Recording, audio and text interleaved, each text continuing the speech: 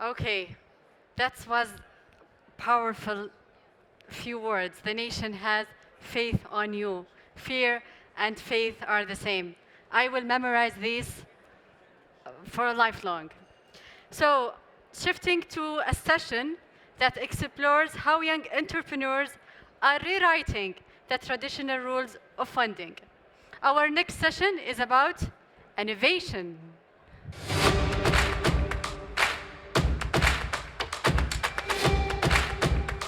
Thank you. So it's titled Kickstarting Creativity, Funding Young Innovators. Please welcome to the stage entrepreneur who's dedicated to bridging the gap between employers and talented, Mr. Faisal Alshehri. تفضل.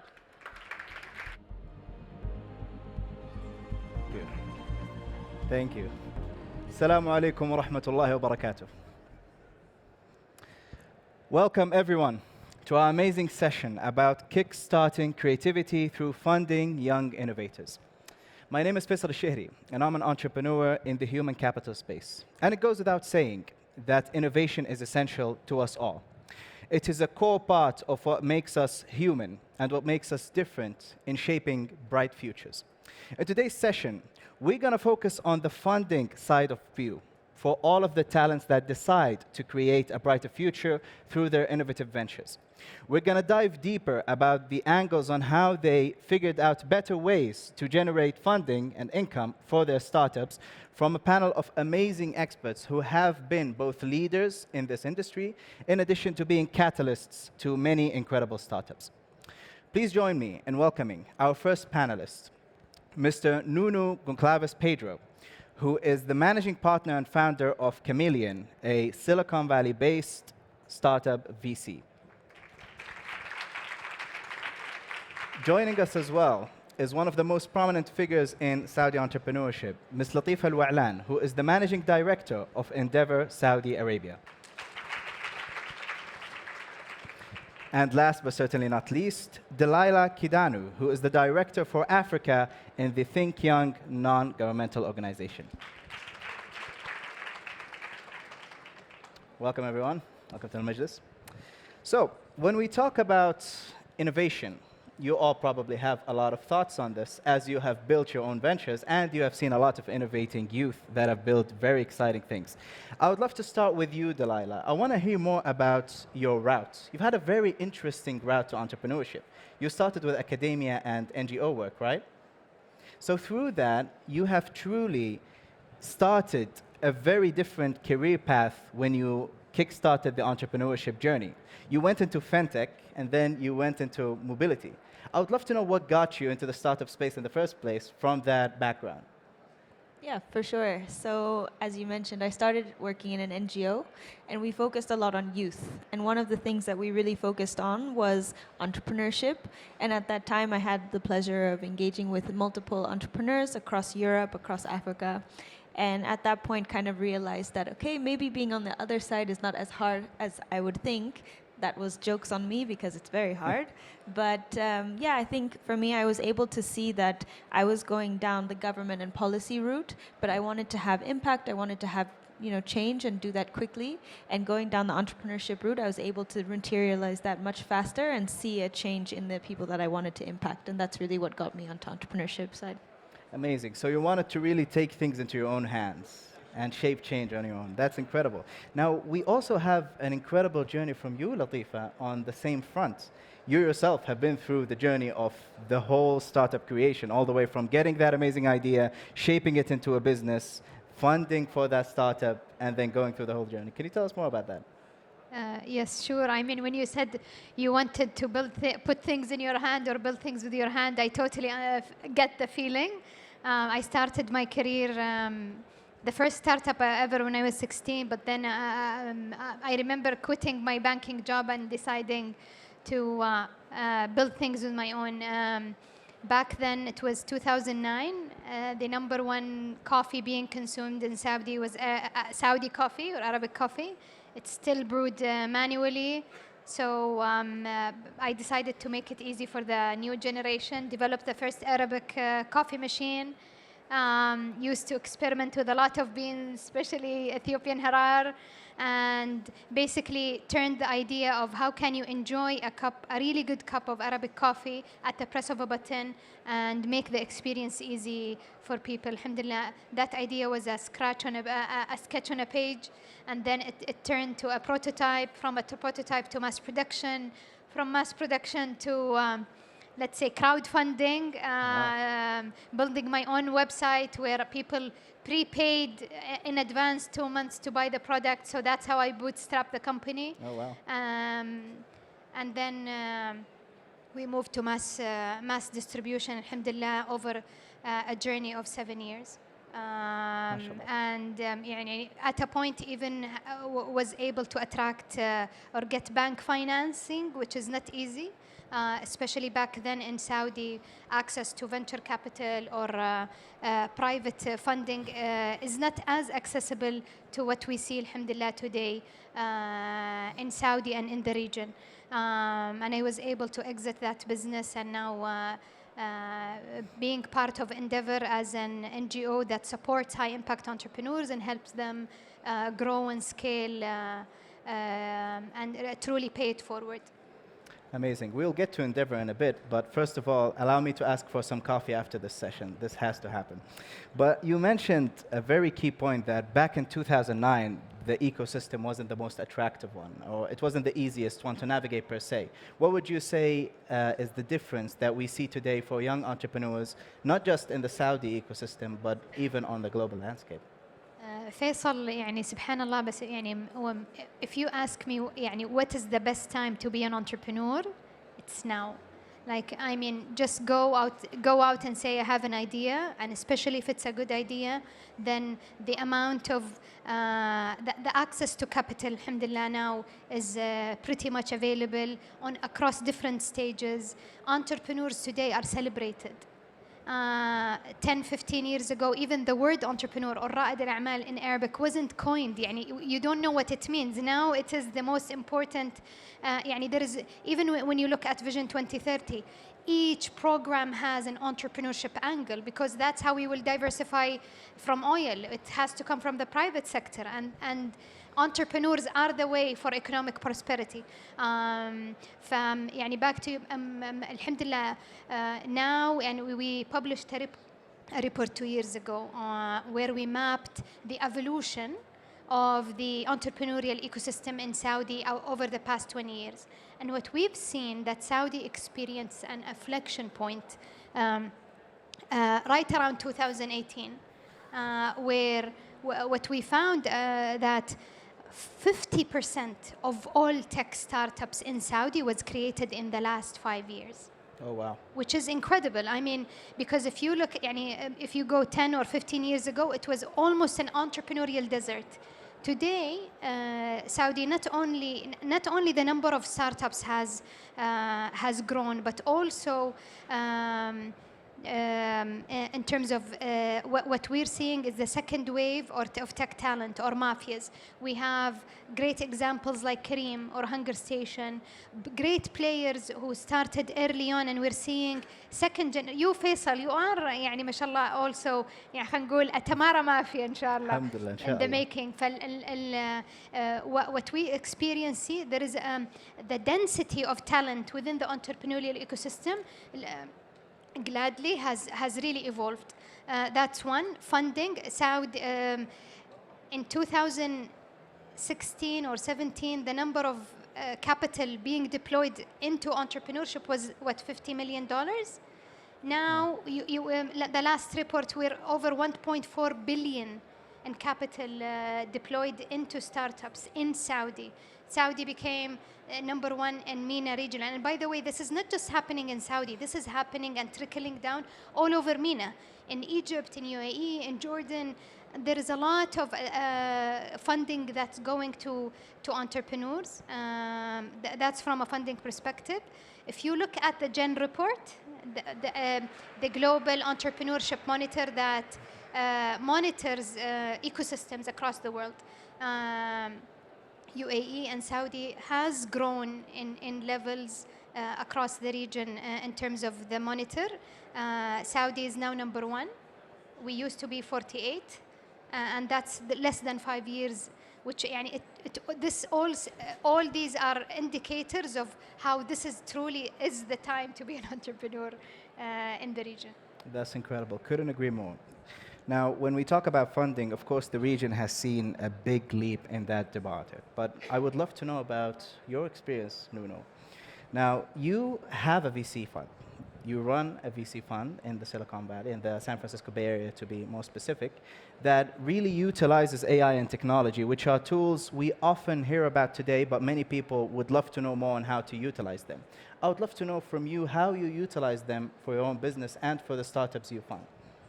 I mean, just as a bit of framing, it's very interesting. I don't know if anyone in this room knows venture capital very well, but VCs mostly invest in tech companies.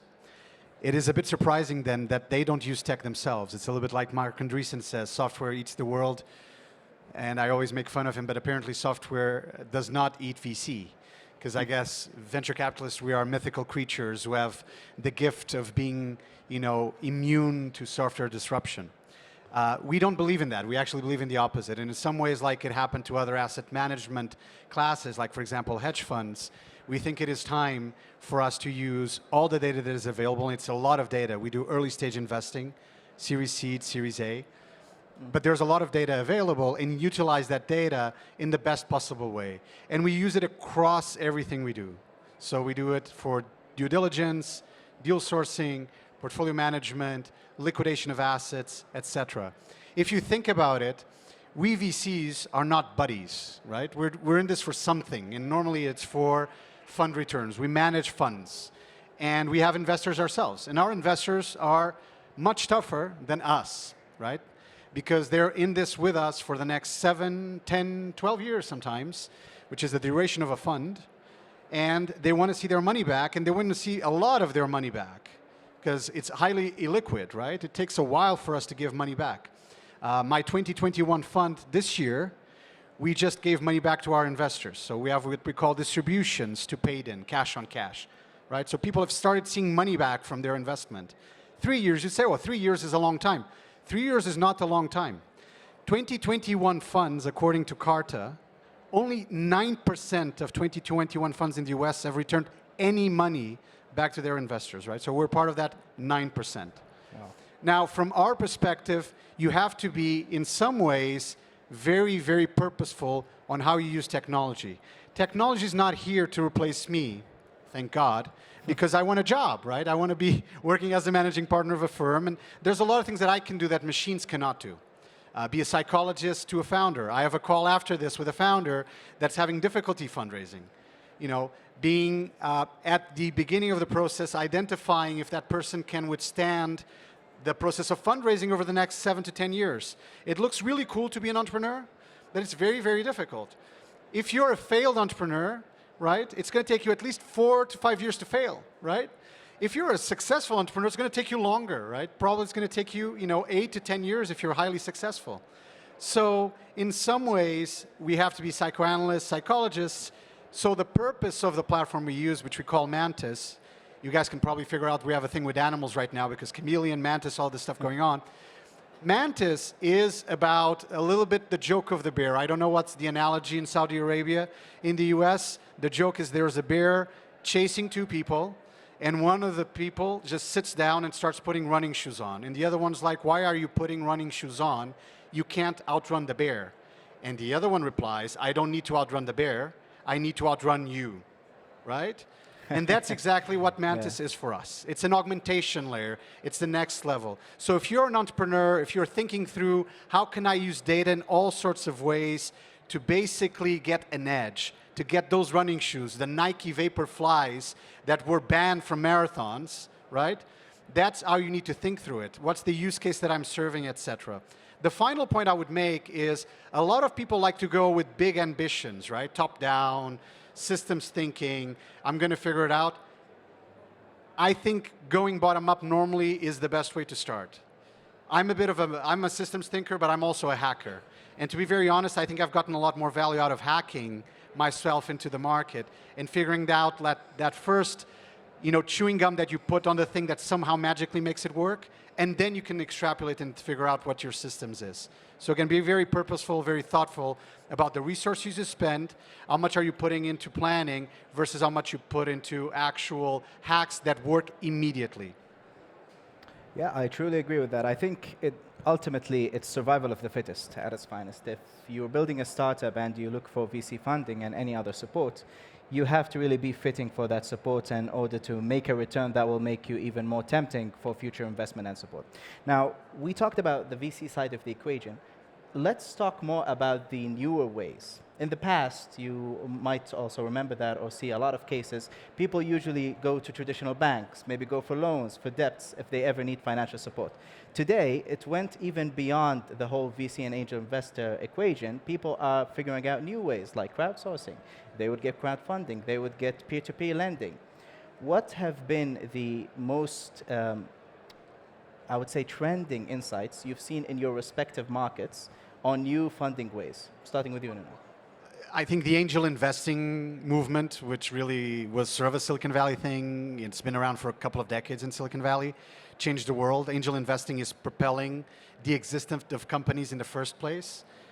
It is important to say that a lot of the cost of developing some of these products and services has come down dramatically as well. So it's sort of a two momentum play, right? Things have come down in cost, so you need a lot less money today to actually have a fully functional software in the market, even if you're serving business to business, if you're doing a SaaS play.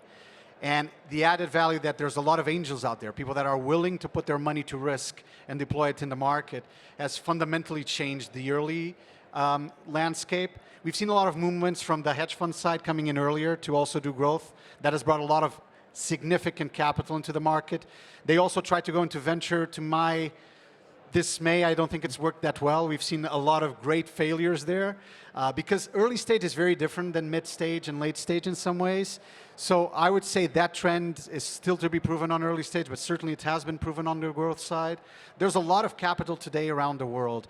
I would say one point that sometimes is a little bit missed is a lot of people come to me is like, how can I raise money from Silicon Valley, right? I mean, that's the classic thing. I want to raise money from the best VCs. I want to raise money from the people that have backed the Googles of the world and whatever. Well, first and foremost, you can raise money from many parts of the world, and there are great investors all over the world. So that's the first thing I would say, right? But if you do want to raise money from Silicon Valley, just be thoughtful about what is your US story, what's your Silicon Valley story. You're competing, to your point, with a ton of players that are on the ground, that have been operating there for decades, that have maybe created several startups in Silicon Valley. You're basically competing against players that have a US story. They have potentially even already revenues in the US. So what are you bringing to the table? Are you willing to take the time to spend the time to be in the US, to be in the Bay Area? And in some cases, the answer might be no. And then there's nothing wrong. You shouldn't raise money from Silicon Valley. Silicon Valley is great at serving itself.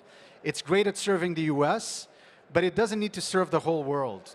And one thing that is always fascinating to me, you started with the thematic of this logic, which is innovation. Any guesses around the room how many times I've heard the word innovation spoken or used by someone who actually lives in Silicon Valley over the last, let's say the last year? Now we're going to need a data analyst for this. How many times have you heard? Literally zero. People don't talk about innovation in Silicon Valley. It's sort of second nature. Everything we do is sort of disruptive and innovative by nature. People don't use the word innovation. There's a bunch of words that we don't use. Digital. I rarely use the word digital. I rarely hear it in Silicon Valley. People don't use it. It's natural that there's a digital angle to everything that we're doing. So again, that kind of mindset, that kind of thinking, I think is very powerful and very important when you're trying to address the market. Coming, for example, from Saudi Arabia and trying to raise money in Silicon Valley, which you absolutely can, but given those premises that I was just highlighting to you. Amazing. What about the Saudi market view for you, Lateefa? On the same question. It's interesting, Faisal. I think one of the great inflection points we've seen was driven by the new regulation that enabled more fintechs to solve problems of access to capital. SMEs in general don't have as good access for funding as large corporates. And it's been a thing in the Saudi market. And one of the goals of the Vision 2030 was to increase the access to capital to SMEs in general, regardless of them is tech or non-tech. And we've seen programs like Kafala and so on, where it encourages bank to lend and take more risks lending SMEs. The Kafala program increased its capacity and it's been proven successful. I personally was one of the beneficiaries of it. One of the other drivers was a regulatory framework that allows crowdfunding and platforms like Lindo and the likes and Manafi' that are started to solve the problems of access to capital to SMEs through whether it's crowdfunding, invoice financing, and all of these innovations enabling whether both tech entrepreneurs to access capital and also traditional businesses that are also important for the economy to have access to working capital and so on. We also have another initiative in terms of the creation of the SME bank. Also Bank al-Tanmiya. So multiple initiatives in Saudi that is focused solely on how can we get more funding for SMEs. Alhamdulillah, and you can see this. طبعا, there is always the other side of the equation where you as an entrepreneur or a businesswoman or a business man, where while you're building the business, making sure that you have strong fundamentals, that garners someone making a bet or taking the risk to fund you, which is really which is important. And there goes capacity building programs that are being run through NGOs, through Munsha'at and so on, to making sure more entrepreneurs operate businesses efficiently. Right, and I think it's always that race between policies and organizations, right? It's all trying to catch up. What about you, Delila? How's the landscape in your? Yeah, from our side, we've been able to tap into many different forms of funding. So I think definitely VC is one way that we've been able to kind of fund our business. But I think in Kenya, what we're seeing a lot of is crowdfunding as well, especially because access to finance for SMEs, I think very similar to here, is very difficult. So our current business works a lot with working capital. And so what we are able to do is to go to a VC actually, and instead of taking the funding, we locked the funding in the bank, and now we can borrow against that in local currency. So having like different ways to be able to get local currency to fund your working capital can really help, and you can always get foreign currency and get a deal with a VC, which is great. What we've also seen a lot of is, I guess, inherent to what you were saying, Nuno, that in Silicon Valley you don't really talk about innovation. Is in Kenya or across Africa, we don't necessarily, everything that we build really has impact. So we're able to, even if you're a technology entrepreneur or you're an agriculture entrepreneur, you're really able to find the impact, whether it's on climate, whether it's on individuals, whether it's upskilling. So you're also able to tap into grant funding as well. To build your business. So for us, we are able to tap into grant funding to be able to help our mechanics on the road, so upskilling them. So we're able to kind of play around so that on one side, we're not giving away too much of our business to kind of the VC world, and we're also able to use kind of grant funding and working capital support to really push our business to a good point. Very impressive. If you'll allow me, Faisal, I want to add one point on your point, and no, entrepreneurs shouldn't necessarily go from Saudi to the Valley to fundraise, which we've seen, which is true, by the way, because it's very difficult sometimes for an emerging market entrepreneur to convince, let's say, a Silicon Valley VC to make a bet on in local markets. And very few entrepreneurs truly are building solutions that are global from day one. And there is so much opportunity here, and so much that we need people solving our local problems. That's why it was very critical to build a local ecosystem of funds and fund managers that understand the local problems, can vet companies, understand the landscape, and able to take these bets on local entrepreneurs. I remember early on, 6, 7 years ago, one of our entrepreneurs, it took them 2 years to close their first round of funding. We did road shows with them in Europe and the US, and what was key for them to close that first round was a local VC that wrote the check. Yeah. And then came other global VCs that were able to join that round. So it is critical to have local sophisticated fund managers for ecosystems to evolve. I maybe would just add, I'm originally from Portugal, so although I sound American, I live in the US, I'm also American, I'm a dual citizen. I'm originally from Portugal and was very involved in the development of the ecosystem in Portugal, the bringing of the Web Summit to Lisbon, all the things that I think have happened there that are great. It's always a balance that the local ecosystem can support entrepreneurs, but there are some places that by nature are more global and need to go global. One thing that I would highlight is also the hampering of that going global.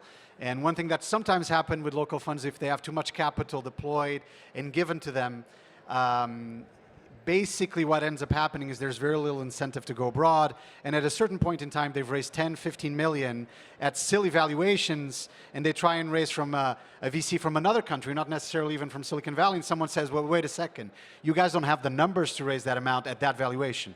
And I see that, for example, a lot with the Japanese ecosystem and the Korean ecosystem, where there's been a ton of money deployed. And when they then try to raise globally, because they have other ambitions or they want to go into the US, people are like, well, wait a second, you're not worth what you think you are, and you've raised way too much money, right? So what's going on? So again, there has to be a little bit of a balance, very much a proponent of what you said, of a very strong and healthy local ecosystem. But for global plays, just be aware of that. It will cost you at some point. It will be baggage at some point.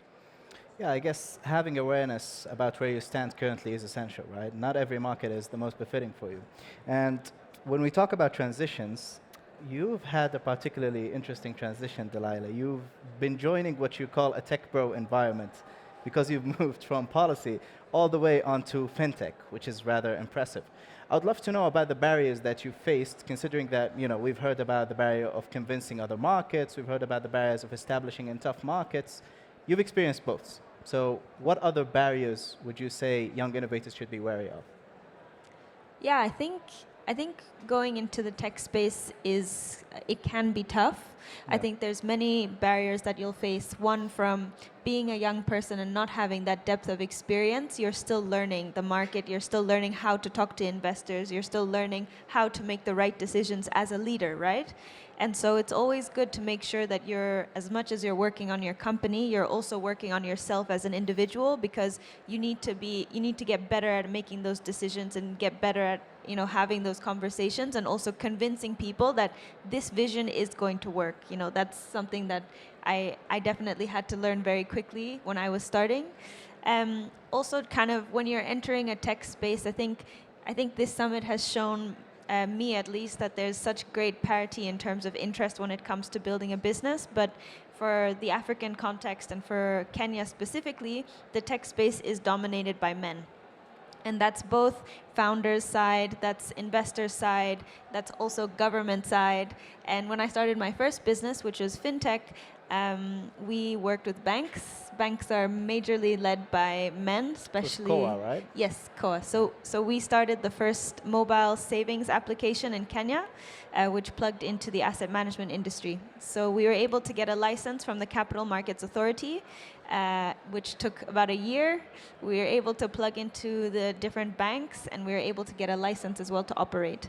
But all of that really, for me as a female at that time, about 4 or 5 years ago, really learning to get my feet in the market, it was very tough, because as a woman, I wasn't really given the same credence as my male colleagues. So where I knew I had the capabilities and I was really working to build those capabilities, I was doubted more often than my colleagues, which is very tough mentally. And that only gets tougher as you go to try and fundraise. And specifically for our context, a lot of the VCs and funding that was available to us, whether it was banks or whether it was VCs, came from male principals. So for me, I've had many instances where the door was, shut on my face, but I also will take that as a learning, and I think today with the new company that we're building, the process has been much smoother because I've learned those lessons. I've learned to be resilient, and I've also understood that, you know, these biases are not always coming from a negative place. They could be taught. You know, they're kind of just taught through society, and over time it will change. But specifically, I think for young women who are here, and I see a lot of you guys, I think just really make sure that you are, you know, you don't take things to heart. It doesn't mean if there's a no, or the fundraise doesn't go as you expect, or things are taking longer, it isn't a reflection of you and your skill. It just means that there's more for you to learn, and there's another door that you need to knock on to get that yes. So yeah, a lot of learnings, but it's been a good experience. I think that's one of the best things we have in the country. We have empowered women that truly prove success stories every day, so we take great pride in that. Now, when we speak of this, this is a great example, what you just described in your journey, of a growth mindset. And we often talk, Nuno, we were just talking about this, you often talk about a growth and growth mindset. Those are terms that are used interchangeably, and they are always mentioned in conversations with entrepreneurs. What would you say are the traits that truly define the growth mindset?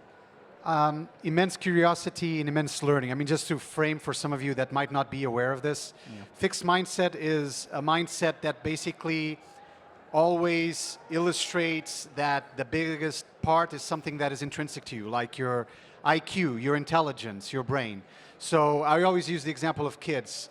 If you have a kid and you say, you know, Mary, you did so well, you're so intelligent, you're sort of emphasizing fixed mindset. It's an innate quality that the person has. Growth mindset would be the same classic thing with Mary, is Mary, you worked so hard at this and you attained this objective, right? So you're basically incentivizing the whole process by which Mary got there, which is a process of learning, of sweat, of getting stuff done, where she did definitely use her intellect as well. So there's a lot of scientific proof now that shows that growth mindset wins, that people that have a very heavy-duty kind of growth mindset outperform dramatically fixed mindset people, and that they end up being more successful over time. I've added to it my own notion, which is I take into account what are the triggers in our lives. And two classic triggers in our lives, if you think about it, that are always there to be had are rejection and adversity. You know, it might be that you want to go to a specific restaurant and someone says, no, I'm cleaning it. Or it might be that you want to get a job and someone says, no, this is not your job. You're not going to get it.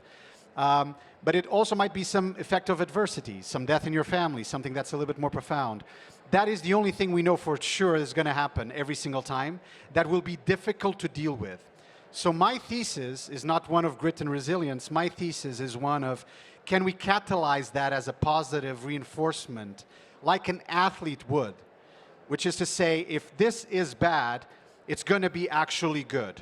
And we all have that experience in our lives. We probably all have these moments in our lives where our lives changed, and they started with something that was actually pretty damn bad. Those are the things we remember. Those are the things that changed us. And so in some ways, that's the methodology that I've worked with a bunch of entrepreneurs on, even some entrepreneurs that I've not invested in. I love coaching people, and so I got to this realization, if you really practice it like an athlete would, put in the hours at catalyzing negative impulses as positive impulses to you, you'll become much better, much faster. You'll be able to be sad for less.